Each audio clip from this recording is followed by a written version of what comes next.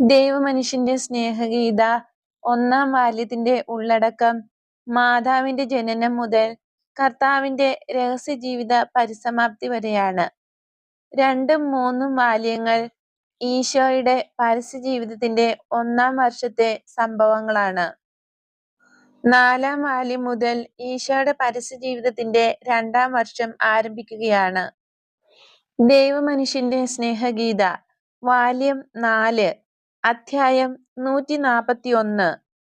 അരിമത്യായിലേക്ക് പോയ സമയത്ത് ശിഷ്യന്മാർക്ക് നൽകിയ ഉപദേശം. എമ്മൗസിൽ നിന്നും തിരിച്ചതു മുതൽ കൂടെ ഉണ്ടായിരുന്ന ജോസഫ് എന്നൊരാളെ ചൂണ്ടിക്കാണിച്ചുകൊണ്ട് പത്രോസ് ഈശോയോട് ചോദിച്ചു, "ഗുരു, ഞങ്ങൾ ഇയാളെ എന്ത് ചെയ്യണം?" തന്നോട് പ്രത്യേക താല്പര്യം കാണിച്ചുകൊണ്ടിരുന്ന അൽഫേയൂസിന്റെ 2 മക്കളും ശെമയോനും പറയുന്നത് ഈ